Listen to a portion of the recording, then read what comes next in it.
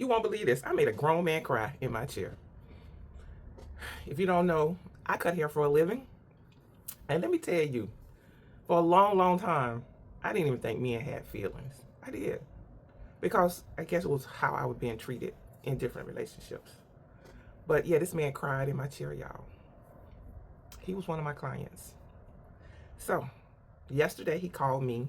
He wanted to set up an appointment because he had an interview. At that time, I didn't know he had an interview, but he was like, I really need to get in. I was like, no problem.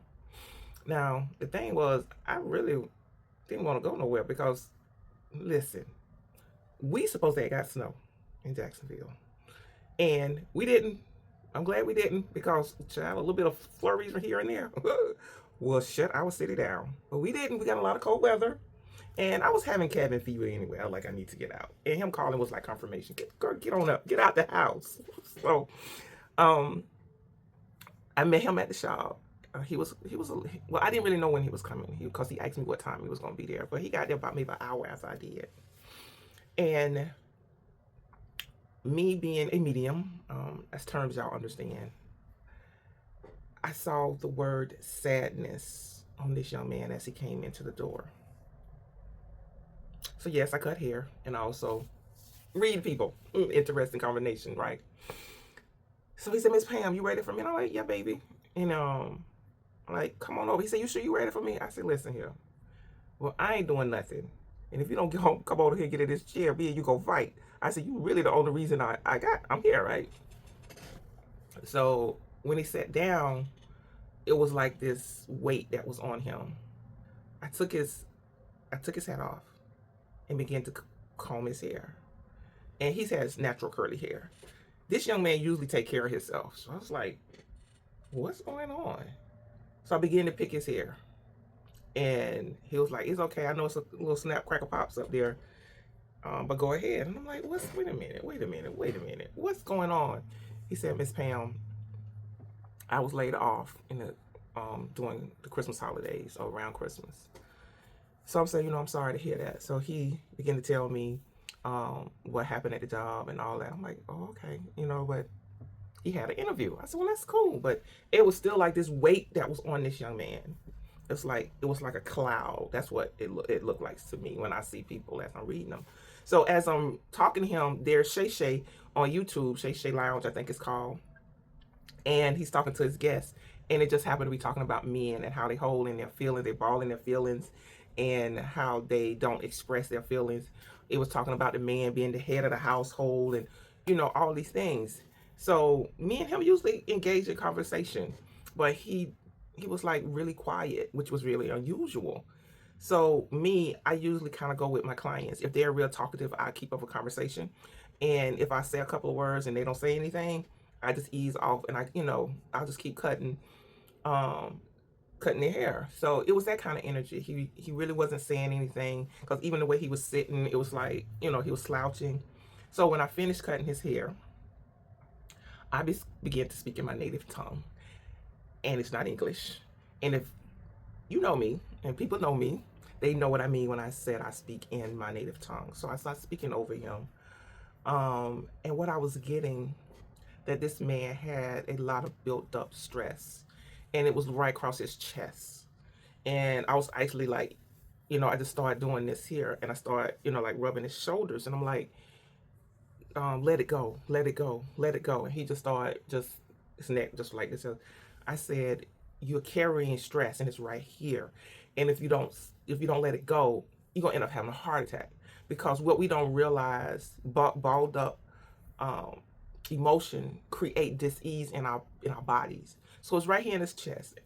So I started telling him about how he feel. He was feeling defeated. I said, you have put your worth against how many jobs you have. Your worth was like how if you got a job or not. And it's driving you crazy. And I understand as a man that he wants to take care of his household, but he has so much stake in being able to provide for his family till it was killing him. And as I'm saying these things to him, he kept saying, how do you know this? How do you know this? I'm going to tell you how I know this. I know this because his spirit was talking to my spirit. And I was able to translate it to him. he didn't feel like he had nobody to talk to. I could see this. He said, yeah, he felt like he had to keep this inside because to speak how he really feel makes him less than he is and less than a man, which is not true.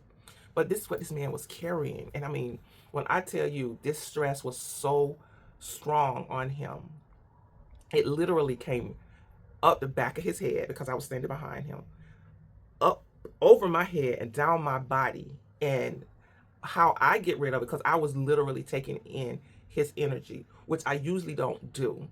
But at that moment, I needed to do that for him to help him release this pressure. So when it comes through my body, I take it, I send it to the earth and give it to Mother Earth, and she takes care of it for me.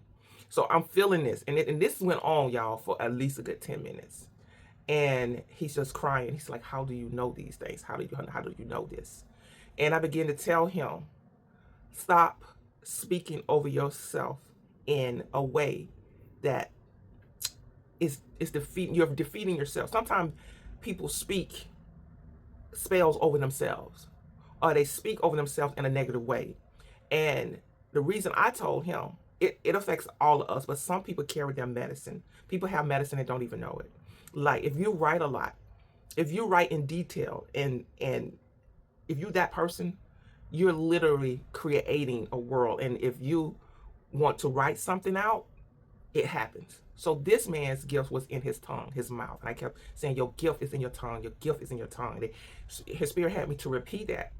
And I don't know if he understood it or not, what I was saying. So what I told him, I said, what happens to you is you will speak something, especially in anger, and it will manifest.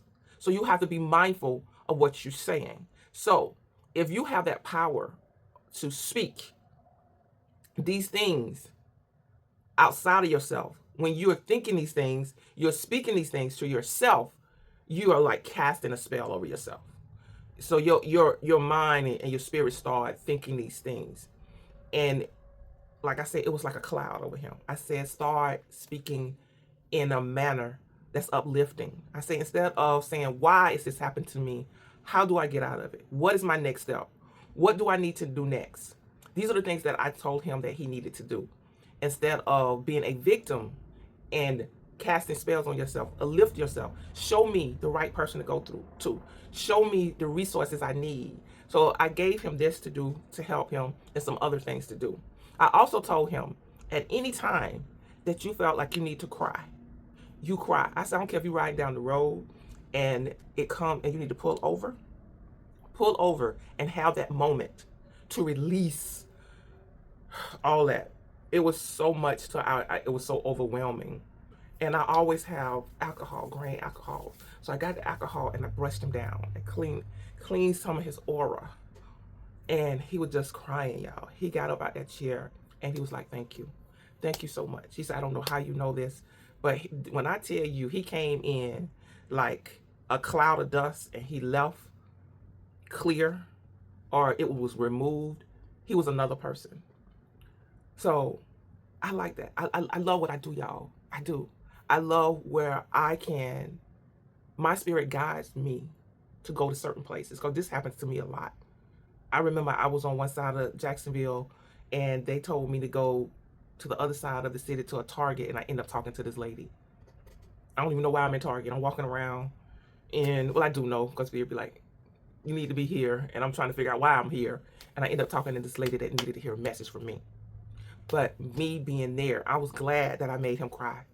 I was glad. I was very happy that I was able to have this grown man cry in my chair, because if not, it wouldn't have been good for him, because he was dealing with depression.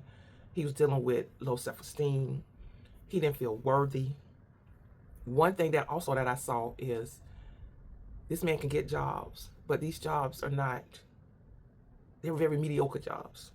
Like, he's a grown man working at McDonald's, and he need to be working, I'm just saying, at Amazon. Or this is what I told him. I said, you get jobs like $20,000. I'm just throwing a number out. But you need a job that's paying $40,000 a year. I said, but you take a job just to have a job, you get frustrated, you leave. No, he'll never leave. Something ends up happening where they let him go.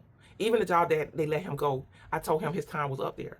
because he didn't need to be there. There was something else for him. I also told him that life happens. You're not the only one that goes through this, because he felt like he was the only person going through this. I say, this is life. Life goes up and down, up and down, up and down. And when you're down is how you get back up, is how life is putting you through its process. So I was like, first let that go. I said, even if you don't get this job, because I couldn't see, they won't let me see if he got the job or not. But I said, even if you don't, your words to yourself is not, ooh, why me?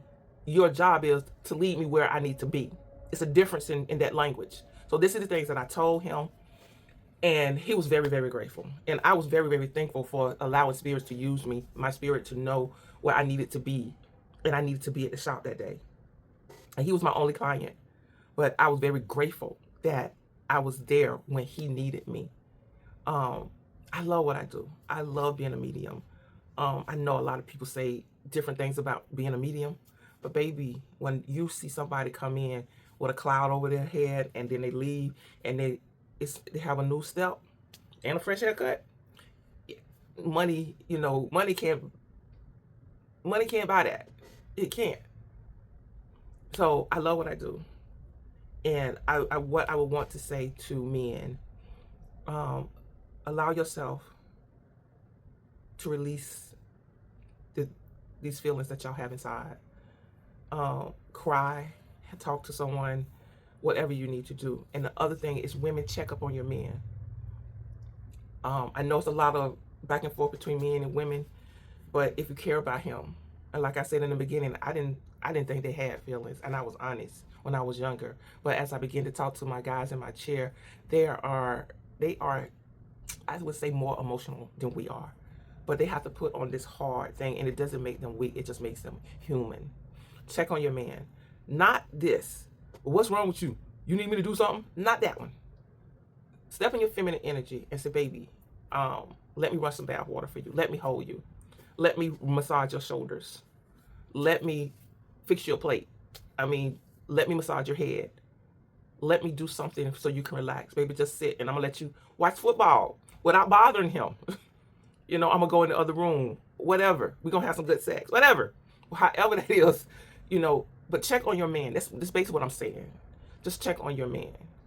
And it's not always about sex. I know I'm joking about the sex, but it's about human touch. It's about intimacy. And intimacy is not always about sex. It's about holding them, holding their hands, listening to them, and not fussing at them. So that's my point for the women. And for my men, let go of this macho thing. And it does not mean you're not a man. It just means you're human, and when you don't know, let somebody know you don't know. And women, please listen. So thank you for listening. I just wanted to share that with you. And I hope y'all have a wonderful day. And I will talk with you on my next story time. Have a good day. Bye.